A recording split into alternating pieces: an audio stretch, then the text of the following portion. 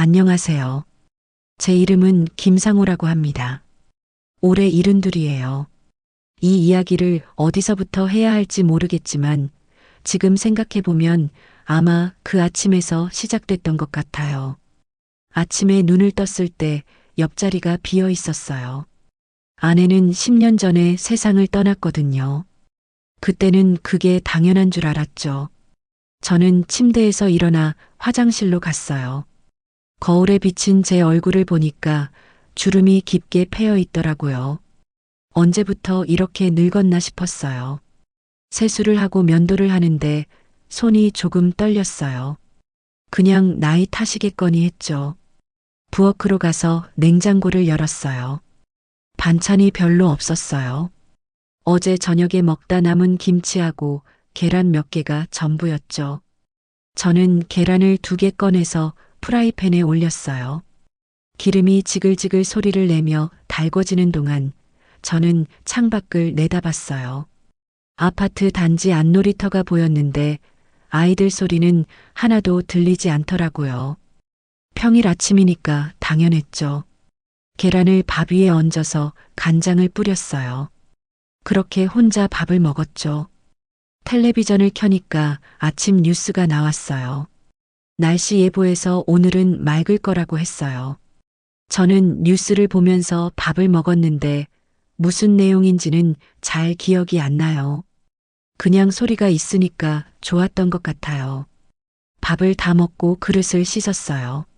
설거지를 하면서 문득 재훈이가 언제 전화했었나 생각해 봤어요. 아들 재훈이는 대기업에 다니거든요. 바쁘다는 건 알아요. 그래도 한 달에 한 번은 전화하잖아요. 그런데 그달은 전화가 없었던 것 같아요. 저는 휴대전화를 들어서 통화 기록을 확인했어요. 지난달 중순이 마지막이더라고요. 한 달 반쯤 지났죠. 그릇을 다 씻고 나서 거실 소파에 앉았어요. 텔레비전은 여전히 켜져 있었는데 이제는 아침 프로그램으로 바뀌어 있었어요. 연예인들이 나와서 웃고 떠들고 있었죠. 저는 한참을 그렇게 앉아 있었어요. 뭘 해야 할지 모르겠더라고요. 예전에는 회사에 다녔잖아요. 영업팀장이었어요. 아침 8시에 나가서 저녁 7시에 들어오는 게 일상이었죠. 손님 만나고 거래처 돌아다니고 회의하고 저녁에는 회식도 하고 그랬어요. 바쁘긴 했지만 그래도 하루가 빨리 갔어요. 그런데 은퇴하고 나니까 시간이 너무 느리게 가더라고요. 그때는 몰랐는데 지금 생각해보면 그게 외로움이었던 것 같아요. 휴대전화를 다시 들었어요. 재훈이한테 전화를 걸까 하다가 말았어요. 무슨 얘기를 해야 할지 모르겠더라고요. 그냥 잘 지내냐고 물어보면 네, 바빠요라고 대답할 게 뻔했거든요. 저는 전화기를 내려놓고 다시 텔레비전을 봤어요. 화면 속 사람들이 웃고 있었지만 저는 웃을 수가 없었어요. 그날 오후쯤 우편함을 확인하러 아래로 내려갔어요. 엘리베이터를 타고 1층으로 가서 우편함을 열었는데 광고 전단지 몇 장하고 공과금 고지서가 들어있더라고요. 저는 그걸 들고 다시 엘리베이터를 탔어요. 올라가는 동안 옆집 아주머니가 타셨어요. 인사를 했는데 아주머니는 고개만 끄덕이고 말이 없었어요. 저도 더 말을 걸지 않았죠. 집에 들어와서 전단지를 휴지통에 버렸어요. 공과금 고지서를 보니까 전기세가 생각보다 많이 나왔더라고요. 저는 그걸 책상 위에 올려놓고 다시 소파에 앉았어요. 그리고 또 텔레비전을 켰어요. 뭘 해야 할지 몰라서 그냥 앉아 있었죠. 그날은 계속 그랬어요. 그렇게 며칠이 지났어요. 매일 같은 일상이 반복됐죠. 아침에 일어나서 혼자 밥 먹고 텔레비전 보고 가끔 산책하러 나갔다가 다시 집에 돌아오는 게 전부였어요. 친구들은 거의 연락이 없었어요. 예전에는 한 달에 한두 번씩 만나서 술도 마시고 그랬는데 언제부턴가 그 모임도 뜸해졌거든요. 누가 아프거나 누가 바빠지거나 그러면서 자연스럽게 흩어졌던 것 같아요. 어느 날 저녁이었어요. 저는 냉장고를 열어서 반찬을 꺼내고 있었는데 문득 박정희 형이 생각났어요. 박정희 형은 저보다 2살 위거든요. 젊었을 때부터 같이 일했던 사이였죠. 회사가 다르긴 했지만 업계가 좁다 보니까 자주 마주쳤어요. 은퇴하고 나서도 한동안은 자주 만났는데 요즘은 통 연락이 없더라고요. 저는 휴대전화를 들어서 박정희 형 번호를 찾았어요. 전화를 걸까 하다가 그냥 내려놨죠. 그때는 왜 그랬는지 모르겠어요. 다음 날 아침에 일어나서 신문을 보러 나갔어요. 아파트 단지 입구에 있는 편의점에서 신문을 사가지고 집으로 돌아오는 길이었어요. 엘리베이터를 기다리고 있는데 옆집 아주머니가 누군가랑 전화 통화를 하고 계시더라고요. 목소리가 밝았어요. 아마 자식들이랑 통화하는 것 같았어요. 저는 그 모습을 보면서 문득 재훈이한테 전화를 해야겠다고 생각했어요. 집에 들어와서 바로 재훈이한테 전화를 걸었어요. 신호음이 몇 번 울리더니 재훈이가 받았어요. 아버지, 무슨 일이세요? 재훈이 목소리는 조금 급해 보였어요. 바쁜 것 같았죠. 아니, 별일은 아니고 그냥 요즘 어떻게 지내나 싶어서. 아, 네. 저 괜찮아요.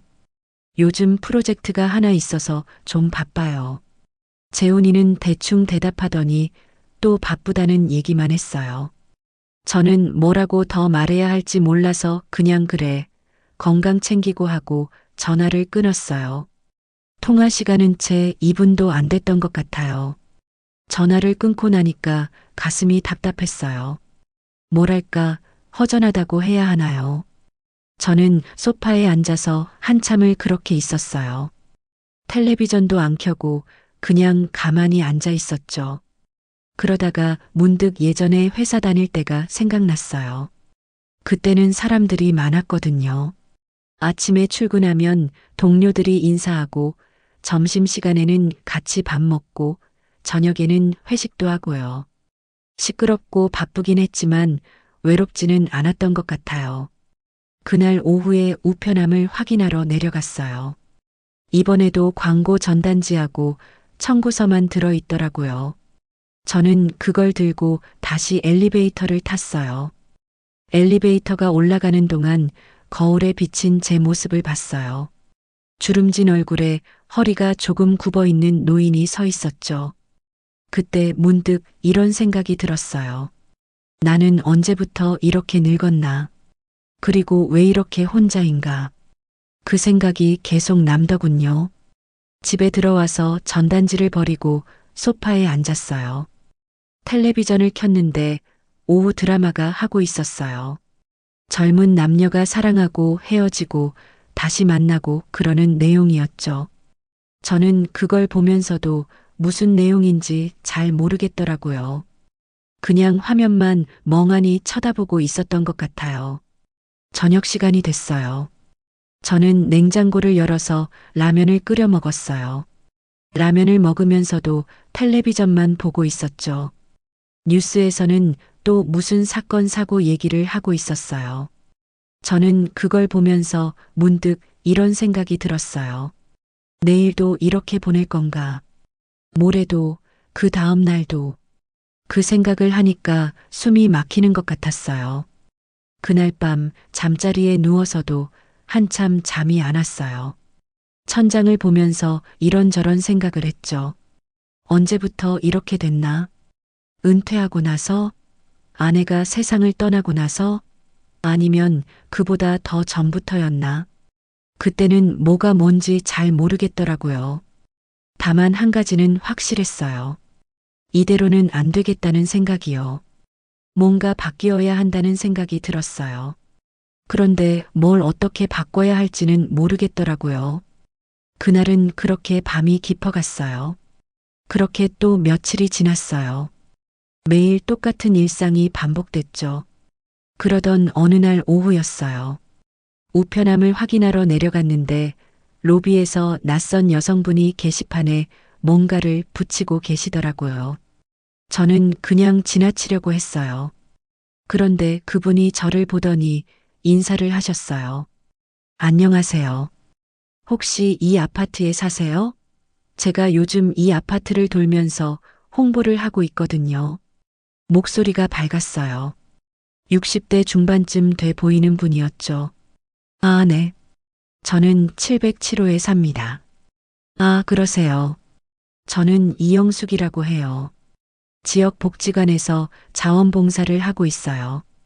그분은 손에 들고 있던 전단지를 저한테 한 장 건네셨어요. 저는 그걸 받아서 봤어요.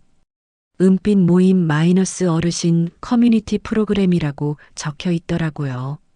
매주 화요일 오후 2시에 복지관에서 모임을 한다는 내용이었어요. 요즘 혼자 사시는 어르신들이 많으시잖아요. 그래서 저희가 작은 모임을 만들었어요. 차 마시고 얘기도 나누고 가끔 가벼운 활동도 하고요. 한번 나와 보시면 좋을 것 같아요. 이영숙 씨는 계속 웃으면서 말했어요. 저는 어떻게 대답해야 할지 몰라서 그냥 고개만 끄덕였죠. 이번 주 화요일에 첫 모임이 있어요. 부담 없이 오세요. 아, 그리고 혹시 주변에 혼자 사시는 분들 계시면 같이 오시라고 말씀해 주세요. 네, 알겠습니다. 저는 그렇게 대답하고 우편함으로 갔어요. 이영숙 씨는 다시 게시판에 전단지를 붙이고 계셨죠. 우편함을 열어서 우편물을 꺼낸 뒤 저는 엘리베이터를 탔어요. 엘리베이터 안에서 전단지를 다시 봤어요. 화요일 오후 2시. 그때는 뭐 할 일도 없는 시간이긴 했죠. 집에 들어와서 전단지를 식탁 위에 올려놨어요. 그리고 소파에 앉아서 텔레비전을 켰어요. 저녁 뉴스가 나오고 있었죠. 그런데 뉴스 내용은 하나도 귀에 안 들어왔어요. 자꾸 전단지 생각이 났거든요. 커뮤니티 모임이라. 저는 그런 데 가본 적이 없었어요. 회사 다닐 때는 워낙 바빴고 은퇴하고 나서는 그냥 집에만 있었으니까요. 그날 저녁 재훈이한테 전화를 걸까 하다가 말았어요. 무슨 얘기를 할 건지도 모르겠고 바쁘다고 할 게 뻔했거든요. 저는 그냥 혼자 저녁을 먹었어요. 냉장고에 남은 반찬으로 밥을 먹으면서도 전단지 생각이 계속 났어요. 가볼까 말까? 그 생각만 맴돌더라고요. 화요일 아침이 왔어요. 저는 평소보다 일찍 일어났어요. 그리고 한참을 침대에 누워서 생각했죠. 갈까 말까? 가봤자 뭐가 달라질까? 그런데 문득 이런 생각이 들었어요. 안 가도 달라질 건 없잖아. 그냥 집에서 텔레비전만 보다가 하루가 끝나겠지. 저는 일어나서 세수를 하고 면도를 했어요. 옷장을 열어서 깨끗한 옷을 꺼냈죠. 회색 스웨터하고 면바지를 입었어요. 거울을 보니까 오랜만에 제대로 차려입은 것 같았어요. 그때는 왜 그렇게까지 신경 쓰고 있었는지 모르겠어요. 그냥 누가 볼 것도 아닌데 말이죠. 점심을 먹고 1시 반쯤 집을 나섰어요. 복지관은 걸어서 10분 거리였어요. 날씨가 좀 쌀쌀했지만 걷기에는 괜찮더라고요. 복지관에 도착하니까 입구에 안내 표지판이 있었어요. 은빛 모임 마이너스 2층 다목적실이라고 적혀 있었죠. 저는 계단을 올라가서 2층으로 갔어요. 복도 끝에 있는 문을 열고 들어갔어요. 안에는 의자가 둥글게 놓여 있었고 벌써 몇 분이 와 계시더라고요. 저보다 나이가 많아 보이는 분들도 있었고 비슷해 보이는 분들도 있었어요. 이영숙 씨가 저를 보더니 반갑게 웃으면서 손짓을 했어요. 어머, 오셨네요. 어서 오세요. 저기 앉으세요. 저는 빈자리를 찾아서 앉았어요. 옆에는 얼굴이 검게 그을린 남자 어르신이 앉아 계셨어요. 그분도 저를 보고 가볍게 고개를 끄덕이셨죠. 저도 인사로 고개를 숙였어요. 그렇게 한참을 기다리니까 사람들이 하나둘씩 더 왔어요. 모두 합해서 10명 정도 됐던 것 같아요. 이영숙 씨가 앞으로 나와서 말을 시작했어요. 안녕하세요, 여러분. 오늘 첫 모임에 와주셔서 감사해요. 저희는 앞으로 매주 이렇게 모여서 차도 마시고 얘기도 나누고 가끔은 같이 뭔가 해보려고 해요. 그럼 먼저 서로 소개부터 할까요? 한 분씩 돌아가면서 자기소개를 했어요. 이름하고 나이 사는 곳을 간단하게 말하는 거였죠. 제 차례가 됐어요. 저는 목소리를 가다듬고 말했어요. 저는 김상호라고 합니다. 올해 72이에요. 근처 아파트에 혼자 살고 있습니다. 그렇게 짧게 말하고 나니까 마음이 조금 가벼워지더라고요. 다들 비슷한 처지인 것 같았거든요. 혼자 사는 분들이 대부분이었어요. 자기소개가 끝나고 이영숙 씨가 차를 돌렸어요. 따뜻한 보리차였죠. 저는 종이컵에 담긴 차를 받아서 한 모금 마셨어요. 따뜻했어요. 이영숙 씨가 다시 입을 열었어요. 오늘은 첫 모임이니까 가볍게 서로 얘기나 나눠볼까요? 혹시 요즘 어떻게 지내시는지, 뭐 하고 계신지, 그런 얘기 나눠보면 좋을 것 같아요. 처음에는 모두들 조용했어요. 누가 먼저 말을 꺼낼까 망설이는 분위기였죠. 그러다가 옆에 앉아 계시던 남자 어르신이 말을 하셨어요. 저는 박정희라고 합니다. 74이에요. 저도 혼자 살고 있는데 뭐 하는 것도 없고 그냥 집에만 있다 보니까 답답하더라고요. 그래서 오늘 나와봤습니다. 박정희 형의 목소리는 낮고 차분했어요. 저는 그분을 보면서 문득 제 모습을 보는 것 같았어요. 혼자 살면서 집에만 있는 게 답답하다는 말. 바로 제가 느끼던 거였거든요. 다른 분들도 하나씩 말을 하기 시작했어요. 혼자 사는 게 외롭다는 얘기, 할 일이 없어서 하루가 길다는 얘기, 자식들은 바빠서 자주 못 본다는 얘기. 다들 비슷한 처지였어요. 저는 그 얘기들을 들으면서 제가 혼자만 이런 게 아니구나 싶었어요. 그게 조금은 위로가 되더라고요. 1시간쯤 지났을까요? 이영숙 씨가 다과를 내왔어요. 과자하고 귤이었죠. 저는 귤을 하나 집어서 까먹었어요. 달콤했어요. 옆에 계신 박정희 형이 저한테 말을 거셨어요. 김 선생님은 어디서 사세요? 근처 아파트입니다. 707호요. 아, 저는 그 옆 단지예요. 820호에 삽니다. 가깝네요. 박정희 형은 웃으면서 말했어요. 그렇게 우리는 조금씩 얘기를 나누기 시작했죠. 박정희 형도 저처럼 회사를 다니다가 은퇴했대요. 아내는 몇 년 전에 돌아가셨고 자식들은 다 독립해서 나갔다고 했어요. 저랑 처지가 거의 똑같더라고요. 김 선생님은 보통 뭐 하고 지내세요? 뭐, 그냥 집에서 텔레비전 보고 그러죠. 특별히 하는 게 없어요. 저도 마찬가지예요. 처음엔 은퇴하면 뭐라도 해야지 했는데 막상 되고 보니까 할 게 없더라고요. 박정희 형은 한숨을 쉬면서 말했어요. 저는 그 말에 공감이 됐어요. 그때는 말로 표현하진 못했지만 마음속으로는 나도 똑같다고 생각했던 것 같아요. 모임이 끝날 무렵 이영숙 씨가 다시 앞으로 나왔어요. 오늘 첫 모임 어떠셨어요? 앞으로도 계속 이렇게 모이면 좋겠어요. 다음 주 화요일에도 같은 시간에 만나요. 그리고 혹시 하고 싶은 활동이 있으면 말씀해 주세요. 같이 산책도 하고 영화도 보고 그런 거 해보면 어떨까요? 몇몇 분들이 고개를 끄덕이셨어요. 저도 나쁘지 않다고 생각했죠. 모임이 끝나고 밖으로 나왔어요. 박정희 형이 저랑 같은 방향이라서 같이 걸어갔어요. 다음 주에도 나오실 거예요? 박정희 형이 물었어요. 글쎄요, 아마 나올 것 같습니다. 저도 나올 겁니다. 집에만 있는 것보다는 낫잖아요. 박정희 형은 씁쓸하게 웃었어요.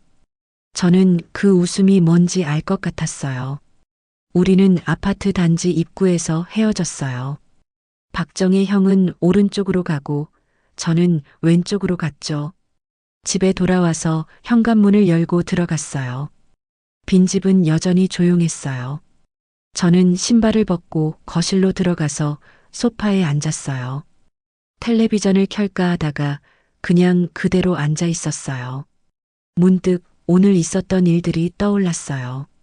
이영숙 씨, 박정희 형, 그리고 다른 분들. 다들 저처럼 혼자 사는 사람들이었죠. 그때 이런 생각이 들었어요. 나만 외로운 게 아니구나. 다들 비슷한 처지에서 살고 있구나. 그 생각을 하니까 마음이 조금 편해지더라고요. 뭐랄까, 이제는 완전히 혼자는 아닌 것 같은 느낌이었어요. 저녁을 먹고 잠자리에 누웠어요. 그런데 그날은 금방 잠이 들었어요. 평소에는 한참을 뒤척이곤 했는데 그날은 이상하게 피곤했던 것 같아요. 밖에 나가서 사람들을 만나고 얘기를 나눴더니 피곤했나 봐요. 그런데 그게 나쁜 피곤은 아니었어요. 다음 날 아침에 일어나서 평소처럼 하루를 시작했어요. 아침 먹고 설거지하고 텔레비전 보고 똑같은 일상이었죠. 그런데 뭔가 조금 달랐어요. 다음 주 화요일을 기다리고 있는 저를 발견했거든요. 언제 다시 모임에 가나? 박정희 형은 나올까? 그런 생각을 하고 있더라고요. 며칠이 지났어요. 어느 날 오후에 산책을 하러 나갔어요. 아파트 단지를 천천히 걸으면서 생각했죠. 그동안 이렇게 밖에 나온 적이 별로 없었던 것 같아요. 은퇴하고 나서는 거의 집에만 있었으니까요. 그런데 오늘은 밖에 나오고 싶더라고요. 날씨도 좋았고요. 놀이터 근처를 지나는데 벤치에 앉아 계신 분이 있었어요. 박정희 형이었어요. 저는 다가가서 인사를 했어요. 형님, 여기 계셨어요? 아, 김 선생. 산책 나오셨어요? 네, 집에만 있으니까 답답해서요. 박정희 형은 옆자리를 손으로 두드리면서 앉으라고 했어요.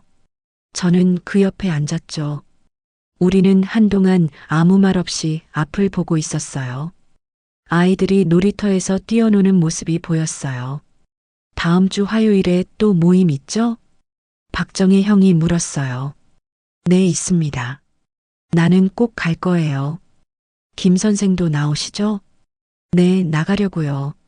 우리는 또 잠시 침묵했어요. 그런데 그 침묵이 불편하지 않았어요. 뭐랄까, 서로를 이해하는 침묵 같았달까요? 그렇게 한참을 앉아 있다가 저는 자리에서 일어났어요. 그럼 저는 집에 가보겠습니다. 네, 가세요. 다음 주에 봐요. 집으로 돌아오는 길에 저는 계속 생각했어요. 오늘 박정희 형을 우연히 만난 것, 그리고 다음 주 모임 얘기를 한 것. 사소한 일이었지만 뭔가 달라진 것 같았어요. 이제는 기다릴 무언가가 생긴 거죠. 그 다음 주 화요일이 왔어요. 저는 점심을 먹고 복지관으로 갔어요. 이번에는 길을 아니까 더 편하더라고요. 복지관 2층 다목적실에 들어가니까 벌써 몇 분이 와 계셨어요. 박정희 형도 와 계셨죠. 저를 보더니 손을 흔들었어요. 김 선생, 여기 앉아요. 저는 박정희 형 옆자리에 앉았어요. 지난주보다 사람이 조금 더 늘어난 것 같았어요. 12명쯤 됐던 것 같아요. 이영숙 씨가 인사를 하면서 모임을 시작했어요. 오늘은 다 같이 근처 공원에 산책 가보려고 해요. 날씨도 좋고 걷기 운동도 할 겸이요. 어떠세요? 모두들 괜찮다고 했어요. 저도 나쁘지 않다고 생각했죠. 집에만 있는 것보다는 밖에 나가는 게 좋았으니까요. 우리는 복지관을 나와서 근처 공원으로 걸어갔어요. 이영숙 씨가 앞에서 가고 우리는 뒤를 따랐죠. 공원에 도착해서 산책로를 따라 걸었어요. 박정희 형이 제 옆에서 걸으면서 말을 걸었어요. 김 선생, 요즘 어떻게 지내요? 그냥 그렇게 지내죠. 형님은요? 저도 마찬가지예요. 그런데 이렇게 나와서 걷는 게 좋네요. 집에만 있으니까 다리가 약해지는 것 같더라고요. 박정희 형 말이 맞았어요. 저도 요즘 다리에 힘이 없는 것 같았거든요. 우리는 그렇게 천천히 걸으면서 이런저런 얘기를 나눴어요. 날씨 얘기, 아파트 얘기, 그런 것들이요. 산책을 마치고 복지관으로 돌아왔어요. 이영숙 씨가 차를 준비해 놓고 있었어요. 우리는 둥글게 앉아서 차를 마시면서 쉬었죠. 1시간쯤 지나서 모임이 끝났어요. 박정희 형하고 같이 집으로 돌아오는데 형이 물었어요. 다음 주에도 나올 거죠? 네, 나오려고요. 그럼 다음 주에 봐요. 우리는 아파트 단지 입구에서 헤어졌어요. 저는 집으로 돌아와서 소파에 앉았어요. 오늘도 나쁘지 않은 하루였죠. 그때 휴대전화가 울렸어요. 재훈이었어요. 저는 전화를 받았어요. 여보세요, 재훈아. 아버지, 저예요. 요즘 어떻게 지내세요? 재훈이 목소리는 평소와 다름없었어요. 바쁜 것 같았죠. 나 괜찮아. 너는? 저도 괜찮아요. 아버지, 이번 주말에 시간 되세요? 제가 잠깐 들를게요. 오, 그래. 와라. 전화를 끊고 나니까 마음이 조금 복잡했어요. 재훈이가 오는 건 좋았지만 뭔가 얘기를 해야 할 것 같았거든요. 그런데 뭘 얘기해야 할지 잘 모르겠더라고요. 며칠이 지나고 주말이 왔어요. 토요일 오후에 재훈이가 왔어요. 초인종을 누르는 소리가 들렸어요. 저는 현관문을 열었어요. 재훈이가 서 있었죠. 아버지, 안녕하세요. 들어와. 재훈이는 집 안으로 들어와서 신발을 벗었어요. 거실로 가더니 소파에 앉더라고요. 저는 부엌으로 가서 물을 따라왔어요. 마셔라. 감사합니다. 재훈이는 물을 받아서 한 모금 마셨어요. 그리고는 저를 보면서 물었어요. 아버지, 요즘 뭐 하세요? 뭐 하긴, 그냥 집에 있지. 집에만 계세요? 밖에는 안 나가시고요? 그 말에 저는 잠깐 멈칫했어요. 커뮤니티 모임 얘기를 해야 하나, 말아야 하나. 그런데 숨길 이유도 없었죠. 아니, 요즘은 복지관에 가. 복지관이요? 무슨 복지관이요? 근처에 지역 복지관 있잖아. 거기서 어르신 모임을 하더라고. 나도 나가봤어. 재훈이 표정이 조금 변하는 것 같았어요. 뭐랄까, 이상하다는 표정이었달까요? 아버지가요? 그런 모임에 나가세요? 그래, 혼자 집에만 있으니까 답답해서 나가봤지. 나쁘지 않더라고. 재훈이는 잠시 아무 말도 안 했어요. 그러더니 조심스럽게 말을 꺼냈어요. 아버지, 거기 사람들 어떤 분들이에요? 나랑 비슷한 사람들이지. 혼자 사는 어르신들. 혼자 사는 어르신들이요? 재훈이 목소리에 뭔가 걱정하는 기색이 섞여 있었어요. 저는 그게 조금 이상하다고 느꼈죠. 왜? 뭐가 문제야? 아니, 문제는 아닌데요. 아버지, 그런데 다니시면서 혹시 무슨 권유 같은 거 받으신 적 없으세요? 권유? 무슨 권유? 그러니까 돈 내라거나 뭐 사라거나 그런 거요. 저는 재훈이가 무슨 말을 하는 건지 이해가 안 갔어요. 그냥 차 마시고 산책하고 그러는 모임인데 무슨 돈 얘기가 나오겠어요. 그런 거 없어. 그냥 모여서 얘기하고 산책하고 그래. 그래도 조심하세요, 아버지. 요즘 그런 모임 이용해서 사기치는 사람들도 많대요. 재훈이 말에 저는 기분이 좀 상했어요. 뭐랄까, 제가 바보 취급 당하는 것 같았거든요. 나도 그 정도는 알아. 괜히 걱정하지 마. 아니, 걱정되니까 그러는 거죠. 아버지 혼자 계시니까. 그 말이 계속 남더군요. 혼자 계시니까. 그래서 내가 판단력이 없다는 건가. 저는 대답을 안 했어요. 재훈이도 더 이상 얘기하지 않았죠. 잠시 침묵이 흘렀어요. 재훈이가 자리에서 일어났어요. 그럼 저는 이만 가볼게요. 오늘 약속이 있어서요. 그래, 가거라. 재훈이는 현관으로 가서 신발을 신었어요. 문을 열고 나가면서 다시 한번 말했어요. 아버지, 조심하세요. 그 모임 얘기요. 알았어. 문이 닫혔어요. 저는 거실로 돌아와서 소파에 앉았어요. 재훈이가 한 말들이 계속 머릿속을 맴돌았어요. 조심하라고. 사기치는 사람들이 많다고. 그 말들이 자꾸 떠올랐죠. 그런데 화가 나기보다는 섭섭했어요. 재훈이가 저를 믿지 못하는 것 같았거든요. 그날 저녁 저는 잠이 잘 안 왔어요. 재훈이가 한 말이 자꾸 떠올랐거든요. 조심하라고. 그 모임 얘기를 하면서 걱정스러운 표정을 짓던 모습도 생각났죠. 지금 생각해보면 재훈이도 나름대로 걱정해서 한 말이었겠죠. 그런데 그때는 그게 서운하게만 느껴졌어요. 다음날 아침에 일어나서도 기분이 개운치 않았어요. 아침을 먹으면서도 계속 그 생각만 했죠. 내가 뭘 잘못한 건가? 모임에 나간 게 잘못된 건가? 그런 생각들이 머릿속을 맴돌았어요. 화요일이 됐어요. 모임 가는 날이었죠. 저는 집에서 나가려다가 멈칫했어요. 가야 하나 말아야 하나. 재훈이가 그렇게 말했는데 계속 가는 게 맞는 건가? 한참을 고민했던 것 같아요. 그러다가 문득 이런 생각이 들었어요. 내가 뭘 잘못했다고. 나는 그냥 사람들 만나서 차 마시고 산책하는 것 뿐인데. 저는 집을 나섰어요.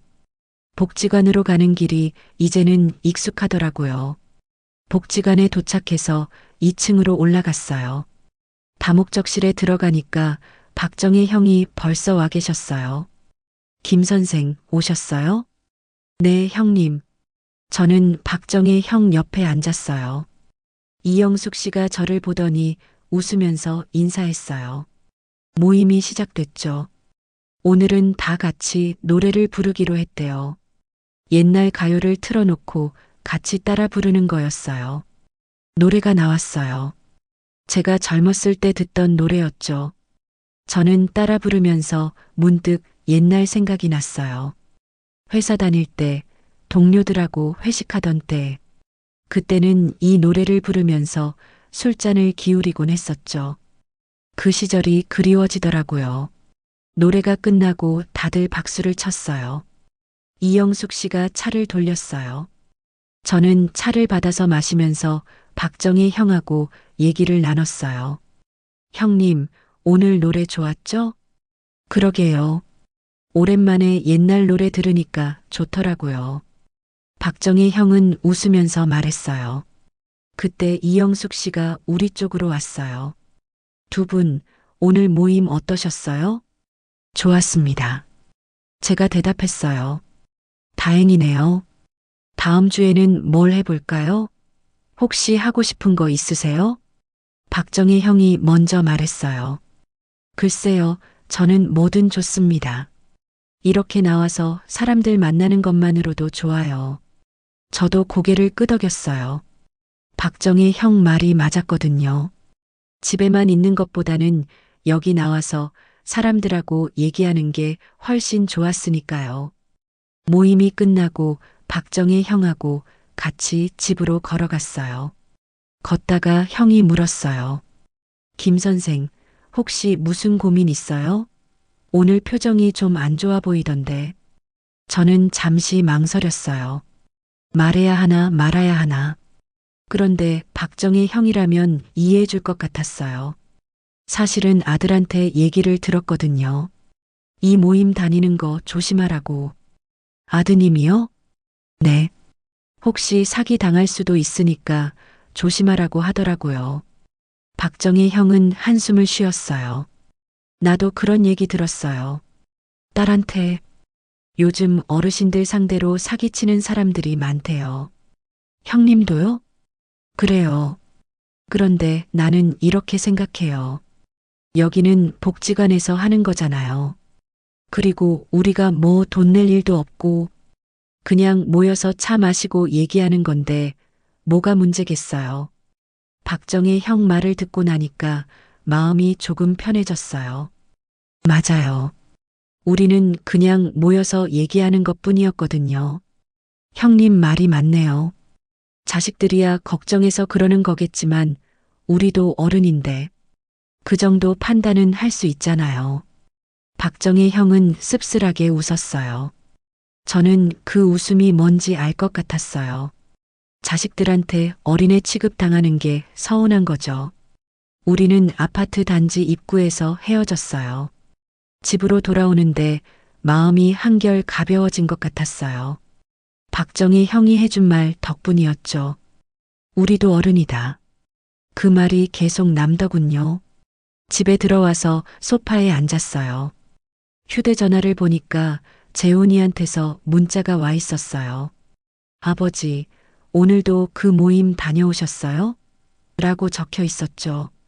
저는 문자를 보면서 한참을 생각했어요. 뭐라고 답장해야 할까?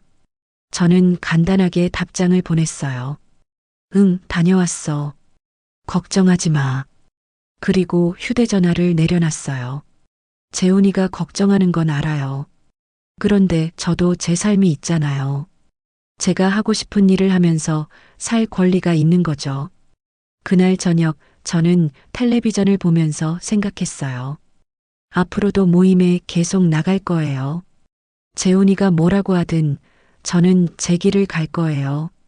그게 옳다고 생각했거든요. 지금 생각해보면 그때가 제가 처음으로 제 의지를 분명히 한 순간이었던 것 같아요. 밤이 깊어갔어요. 저는 잠자리에 누워서도 한참 동안 생각했어요.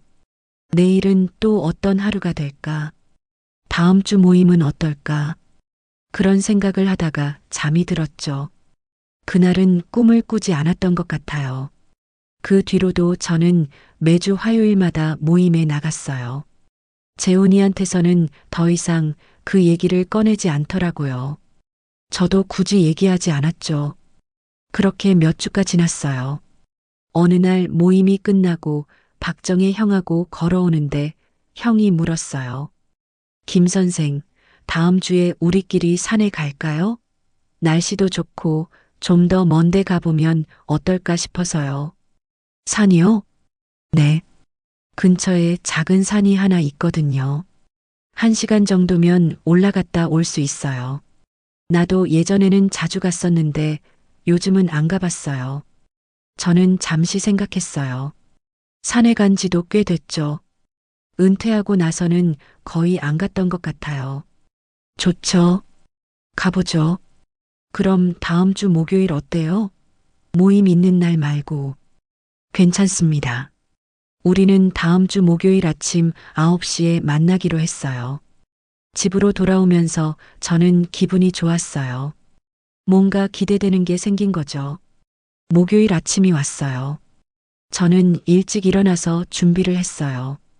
운동화를 신고 모자를 쓰고 물병을 챙겼죠. 오랜만에 제대로 나들이를 가는 것 같았어요.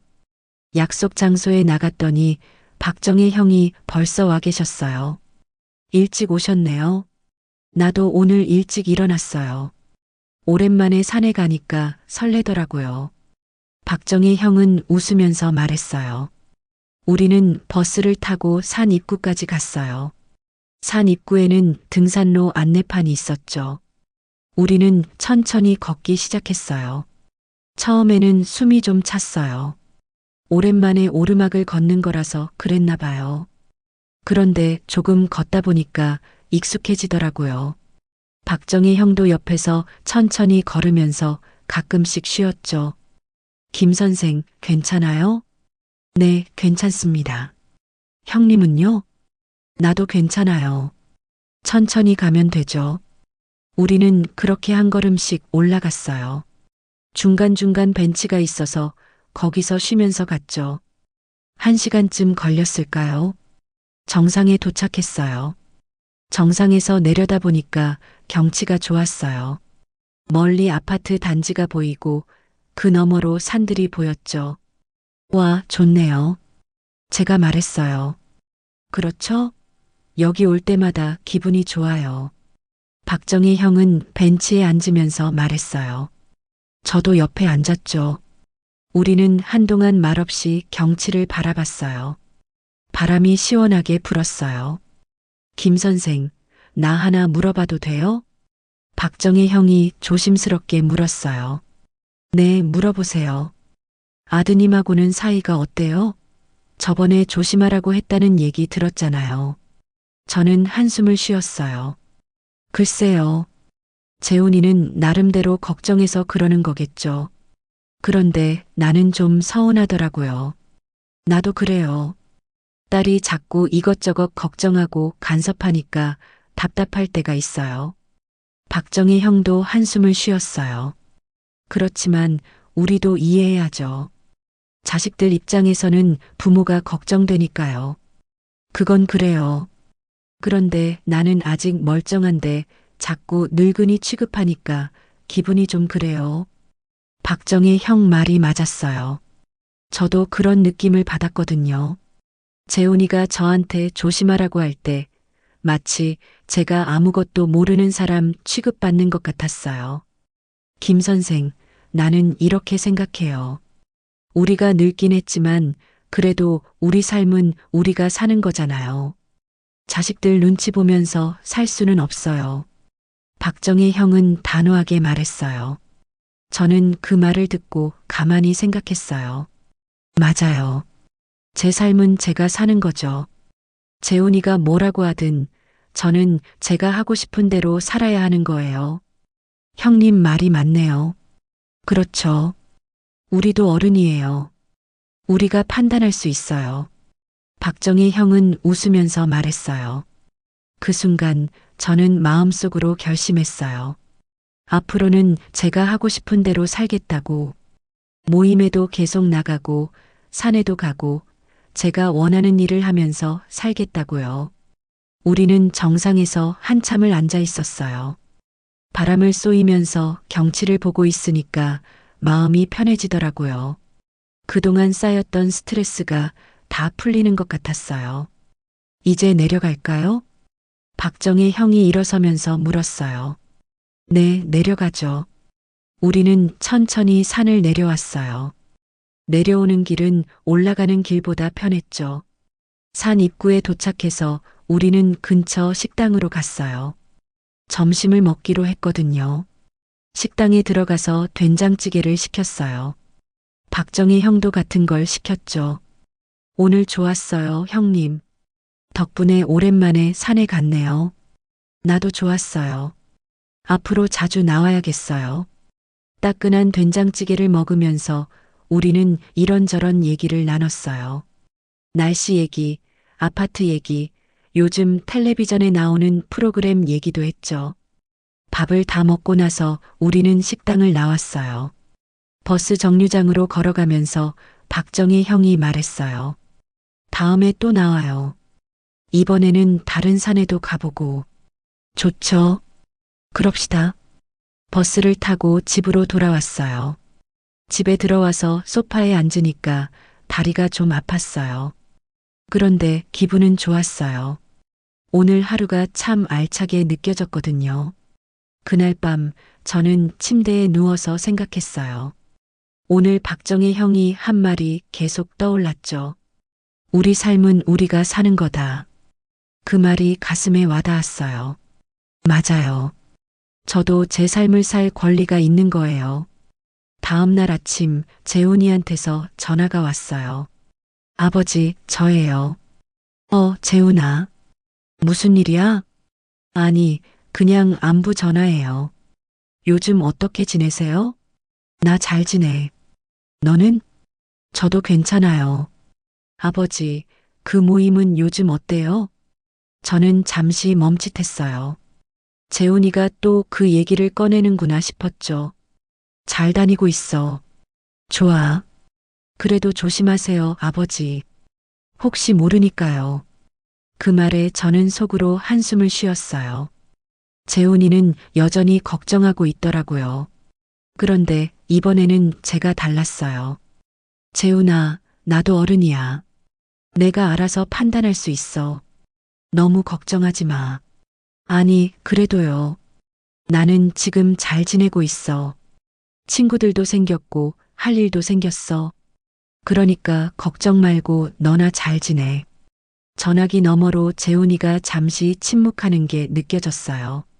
그러더니 조심스럽게 말했어요. 알겠어요, 아버지. 그럼 몸 조심하세요. 그래, 너도. 전화를 끊고 나니까 마음이 후련했어요. 그동안 재훈이 눈치를 보면서 살았던 것 같았거든요. 그런데 이제는 제 의견을 분명히 말할 수 있게 됐어요. 화요일이 됐어요. 복지관 모임에 갔더니 이영숙 씨가 반갑게 맞아주셨어요. 김 선생님 오셨네요. 오늘은 다 같이 공예 수업을 해볼까 해요. 간단한 종이접기요. 종이접기요? 네. 손도 움직이고 집중력도 좋아지거든요. 한번 해보세요. 저는 자리에 앉았어요. 박정희 형도 옆에 앉았죠. 이영숙 씨가 색종이를 나눠주셨어요. 학 접는 방법을 알려주시더라고요. 처음에는 좀 어려웠어요. 손이 예전만큼 잘 안 움직였거든요. 그런데 몇 번 해보니까 감이 오더라고요. 박정희 형도 옆에서 열심히 접고 계셨어요. 형님 잘하시네요. 김 선생도 잘하잖아요. 우리는 웃으면서 종이를 접었어요. 1시간쯤 지나니까 학 모양이 완성됐어요. 제 손으로 만든 거라서 그런지 뿌듯하더라고요. 모임이 끝나고 박정희 형하고 같이 나왔어요. 걸어가면서 형이 물었어요. 김 선생, 오늘 재미있었죠? 네, 좋았어요. 오랜만에 손으로 뭔가 만들어 봤네요. 나도 그래요. 집에서는 이런 거 안 하잖아요. 우리는 아파트 단지 입구까지 같이 걸었어요. 헤어지기 전에 박정희 형이 말했어요. 다음 주에도 산에 갈까요? 이번에는 조금 더 먼 데로요. 좋죠. 갑시다. 우리는 다음 주 목요일에 만나기로 했어요. 집으로 돌아오면서 저는 기분이 좋았어요. 요즘 매일이 즐겁더라고요. 할 일도 생기고 만날 사람도 생기고요. 집에 들어와서 소파에 앉았어요. 오늘 만든 종이약을 책상 위에 올려놨죠. 그걸 보니까 또 뿌듯했어요. 제가 직접 만든 거니까요. 저녁을 먹고 텔레비전을 켰어요. 뉴스가 나오고 있었죠. 그런데 예전처럼 멍하니 보고 있지는 않았어요. 이제는 뉴스 내용도 귀에 들어왔고 생각도 하게 됐어요. 뭔가 달라진 것 같았어요. 잠자리에 들기 전에 창문을 열어서 밖을 내다봤어요. 아파트 단지가 보였고 멀리서 불빛들이 반짝이고 있었죠. 예전에는 그냥 어둡고 쓸쓸하게만 느껴졌는데 이제는 달리 보이더라고요. 저 불빛 하나하나에 사람들이 살고 있고 그들도 다 나름대로의 삶을 살고 있겠죠. 침대에 누웠어요. 그런데 오늘은 잠이 금방 왔어요. 예전처럼 이런저런 생각에 잠 못 이루는 일도 없었죠. 하루를 알차게 보내니까 피곤해서 그런가 봐요. 다음 날 아침에 일어나니까 날씨가 좋았어요.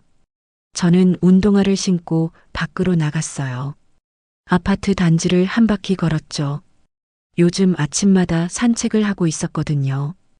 걷다 보니까 몸이 가벼워지는 것 같았어요. 산책을 하다가 벤치에 앉아서 쉬었어요. 옆에서 아주머니 한 분이 앉아 계시더라고요. 인사를 드렸어요. 안녕하세요. 아, 안녕하세요. 산책 나오셨어요? 네, 요즘 아침마다 걷고 있어요. 좋은 습관이네요. 저도 요즘 나오는데 건강에 좋더라고요. 우리는 잠시 얘기를 나눴어요.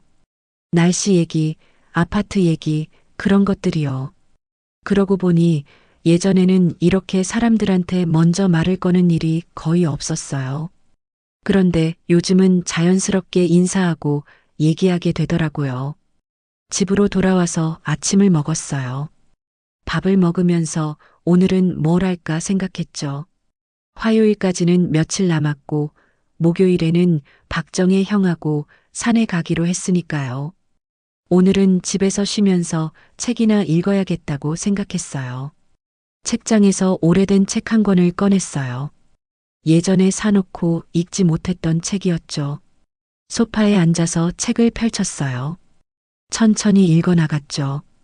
책 내용이 흥미로웠어요. 한참을 읽다 보니까 점심시간이 됐더라고요. 점심을 먹고 다시 책을 읽었어요. 그렇게 오후 시간을 보냈죠. 저녁이 되니까 책을 절반쯤 읽었어요. 오랜만에 책을 읽으니까 좋더라고요. 저녁을 먹고 설거지를 했어요. 그리고 또 책을 읽었죠.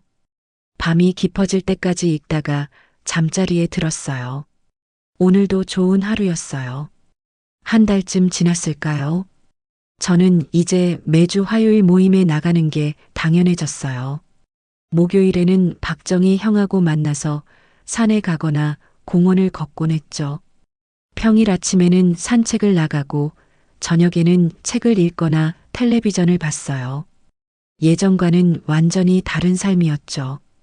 어느 날 아침 박정희 형한테서 전화가 왔어요. 김 선생, 나야. 오늘 시간 돼요? 네, 괜찮아요. 무슨 일이에요? 복지관에서 사진 전시회를 한대요. 같이 가볼까요? 좋죠. 몇 시에 만날까요? 우리는 오후 2시에 복지관에서 만나기로 했어요. 저는 점심을 먹고 준비를 했죠. 복지관에 가니까 박정희 형이 벌써 와 계셨어요. 기다리셨어요? 아니, 나도 방금 왔어요. 우리는 복지관 1층 전시실로 갔어요. 벽에 사진들이 걸려 있었죠. 지역사진 동호회에서 찍은 사진들이라고 했어요. 풍경 사진도 있고 사람들 사진도 있었어요. 저는 천천히 사진들을 둘러봤어요. 한 장 한 장 보면서 생각했죠. 이 사진을 찍은 사람들도 다 이야기가 있겠구나. 어떤 마음으로 이 순간을 찍었을까? 그런 생각을 하니까 사진이 달리 보이더라고요. 김 선생, 이 사진 좋지 않아요? 박정희 형이 한 사진을 가리키면서 물었어요. 노을이 지는 바닷가 사진이었어요. 하늘이 붉게 물들어 있었죠. 좋네요. 정말 예뻐요. 나도 예전에는 사진 찍는 걸 좋아했어요. 요즘은 안 찍지만요. 왜요? 다시 시작해 보시죠. 글쎄요. 카메라도 없고 휴대전화로도 찍을 수 있잖아요. 박정희 형은 웃으면서 고개를 끄덕였어요. 우리는 1시간쯤 전시회를 보고 밖으로 나왔어요. 복지관 근처 카페에 들어가서 커피를 마셨죠. 김 선생, 요즘 어때요? 많이 달라졌죠? 박정희 형이 물었어요. 네, 많이 달라졌어요. 예전에는 하루하루가 똑같았는데 요즘은 매일이 다르더라고요. 나도 그래요. 이 모임 나오면서 많이 변한 것 같아요. 우리는 커피를 마시면서 이런저런 얘기를 나눴어요. 요즘 뉴스 얘기, 날씨 얘기, 앞으로 어떤 활동을 해볼까 하는 얘기도 했죠. 형님, 우리 다음에 사진 찍으러 나가요. 휴대전화로요. 좋아요. 그럽시다. 박정희 형은 기분 좋게 웃으셨어요. 카페를 나와서 우리는 각자 집으로 돌아갔죠. 집에 들어오니까 휴대전화에 문자가 와 있었어요. 재훈이었어요. 아버지, 다음 주 일요일에 시간 되세요? 제가 가려고요. 저는 답장을 보냈어요. 응, 괜찮아. 와라. 일요일이 됐어요. 재훈이가 점심때쯤 왔어요. 저는 미리 음식을 준비해 놨죠. 재훈이가 좋아하는 된장찌개를 끓였어요. 아버지, 오랜만이에요. 그래, 들어와. 재훈이는 식탁에 앉아서 밥을 먹기 시작했어요. 저도 맞은편에 앉았죠. 아버지, 요즘 어떻게 지내세요? 잘 지내. 바빠. 바빠요? 재훈이는 놀란 표정을 지었어요. 제가 바쁘다고 하니까 의아했나 봐요. 응. 화요일에는 모임 나가고 목요일에는 산에 가거나 공원 가고, 평일에는 아침마다 산책하고. 아, 그래요? 그럼 요즘 괜찮으시네요. 응, 괜찮아. 재밌게 지내고 있어. 재훈이는 잠시 아무 말 없이 밥을 먹었어요. 그러더니 조심스럽게 물었어요. 아버지, 그 모임에서는 별일 없으시죠? 별일? 무슨 별일? 그러니까 이상한 사람들은 없고요. 저는 웃음이 나왔어요. 재훈이는 아직도 걱정하고 있더라고요. 재훈아, 걱정 말라니까. 다들 나랑 비슷한 사람들이야. 혼자 사는 어르신들. 그래도 조심하세요. 알았어. 조심할게. 저는 더 이상 따지지 않았어요. 재훈이가 걱정하는 건 어쩔 수 없는 일이니까요. 다만 저는 제가 하고 싶은 대로 할 거예요. 그건 변하지 않았죠. 밥을 다 먹고 재훈이는 거실 소파에 앉았어요. 저는 차를 타서 가져다 줬죠. 아버지, 건강하시죠? 응, 건강해. 요즘 운동도 하고 그래서 더 건강한 것 같아. 다행이네요. 제가 자주 못 와서 죄송해요. 괜찮아. 바쁜 거 아니까. 너나 잘 지내. 재훈이는 1시간쯤 있다가 일어났어요. 그럼 저는 이만 가볼게요. 오늘 저녁에 약속이 있어서요. 그래, 가거라. 조심해서 가고. 재훈이를 배웅하고 문을 닫았어요. 저는 거실로 돌아와서 소파에 앉았죠. 오늘 재훈이를 보니까 마음이 편했어요. 예전에는 재훈이가 올 때마다 뭔가 긴장됐는데 이제는 편하게 만날 수 있었거든요. 창밖을 내다보니까 날씨가 좋더라고요. 저는 산책을 나가기로 했죠. 운동화를 신고 밖으로 나갔어요. 아파트 단지를 천천히 걸었어요. 요즘 자주 가는 공원으로 갔죠. 공원에는 사람들이 많았어요. 아이들이 뛰어놀고 어른들은 산책하고 있었어요. 저는 벤치에 앉아서 그 모습들을 바라봤어요. 평화로운 일요일 오후였죠. 문득 이런 생각이 들었어요. 나는 지금 행복한가? 그 질문에 대한 답은 확실했어요. 네, 저는 행복했어요. 예전처럼 외롭지 않았고, 할 일도 있고, 만날 사람도 있었으니까요. 한참을 앉아 있다가 집으로 돌아왔어요. 저녁을 먹고 책을 읽었죠. 그렇게 하루가 지나갔어요. 내일은 또 어떤 하루가 될까? 그 생각을 하니까 기대가 되더라고요. 다음 주 화요일이 왔어요. 저는 평소처럼 복지관으로 갔어요. 다목적실에 들어가니까 이영숙 씨가 앞에 서 계셨어요. 오늘은 특별한 소식이 있어요. 다음 달부터 매주 금요일에도 모임을 추가하려고 해요. 영화 감상이나 독서 모임 같은 걸 해볼까 하는데 어떠세요? 사람들이 박수를 쳤어요. 저도 좋다고 생각했죠. 일주일에 2번 나올 수 있다니 더 좋았어요. 박정희 형이 저를 보고 웃었어요. 김 선생 좋네요. 우리 금요일에도 나와요. 그러죠, 형님. 모임이 끝나고 박정희 형하고 같이 걸어 나왔어요. 오늘은 날씨가 특히 좋았어요. 하늘이 맑게 개어 있었죠. 김 선생, 오늘 시간 있어요? 공원에 잠깐 들렀다 갈까요? 좋아요. 우리는 근처 공원으로 갔어요. 벤치에 앉아서 햇볕을 쬐었죠. 따뜻했어요. 한참을 앉아 있다가 박정희 형이 말을 꺼냈어요. 김 선생, 우리 이렇게 알게 된 지 벌써 몇 달 됐죠? 그러게요. 시간이 빠르네요. 처음 모임에 왔을 때 생각나요? 나는 그때 진짜 외로웠거든요. 박정희 형은 멀리를 바라보면서 말했어요. 나도 그랬어요. 매일이 똑같고 할 일도 없고 그런데 지금은 달라졌잖아요. 만날 사람도 생기고 할 일도 생기고 박정희 형 말이 맞았어요. 저도 정말 많이 달라졌거든요. 예전에 제 모습이 가물가물할 정도였죠. 형님, 다음 주에도 산에 갈까요? 좋죠. 이번에는 조금 더 높은 산으로 가보죠. 우리는 웃으면서 얘기를 나눴어요.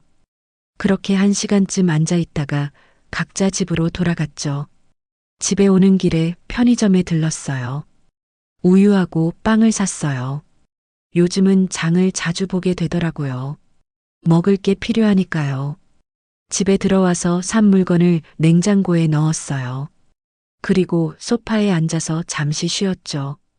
창밖을 내다보니까 저녁 노을이 지고 있었어요. 하늘이 붉게 물들어 있었죠. 저는 일어나서 베란다로 갔어요. 창문을 열고 밖을 바라봤어요. 시원한 바람이 불어왔어요. 아파트 단지가 보이고 그 너머로 산들이 보였죠. 저 산에 다음 주에 박정희 형하고 갈 거예요. 휴대전화가 울렸어요. 문자였어요. 박정희 형이었죠. 김 선생, 오늘 고마웠어요. 다음 주에 봐요. 저도 답장을 보냈어요. 나도 좋았어요. 다음 주에 뵙죠. 저는 휴대전화를 내려놓고 다시 창밖을 봤어요. 노을이 점점 짙어지고 있었어요. 예전 같았으면 이 시간에 혼자 앉아서 텔레비전만 보고 있었을 거예요. 그런데 지금은 달라요.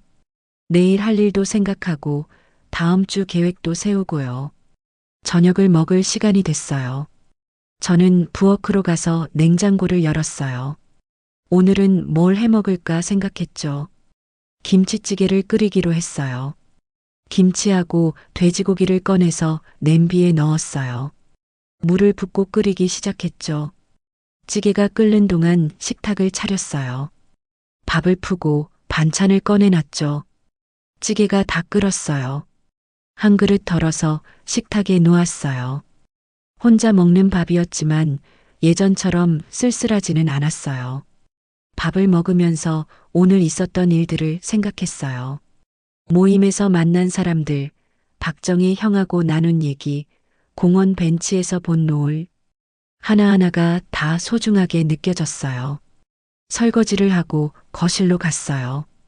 책장에서 책을 한 권 꺼냈죠. 어제 읽던 책이었어요.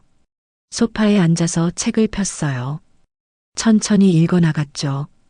1시간쯤 읽었을까요? 시계를 보니까 밤 9시였어요. 저는 책을 덮고 잠자리 준비를 했어요. 세수를 하고 이를 닦았죠. 침대에 누웠어요. 천장을 보면서 생각했어요. 오늘도 좋은 하루였어요. 내일은 또 어떤 일이 있을까? 아침에 산책을 나가고 책도 읽고 저녁에는 텔레비전도 보겠죠. 목요일에는 박정희 형을 만나고 다음 주 화요일에는 또 모임에 나가고요. 그렇게 생각하니까 마음이 편안해졌어요. 예전에는 내일이 두려웠어요. 또 똑같은 하루가 반복될 거라는 게 답답했죠. 그런데 지금은 달라요. 내일이 기대돼요. 눈이 감기기 시작했어요. 저는 그대로 잠에 빠져들었어요. 편안한 잠이었죠. 오늘의 이야기가 끝났지만 또 다른 감동과 위로의 순간들이 기다리고 있습니다. 구독과 좋아요로 다음 이야기까지 함께 해주세요. 시청해주셔서 감사합니다.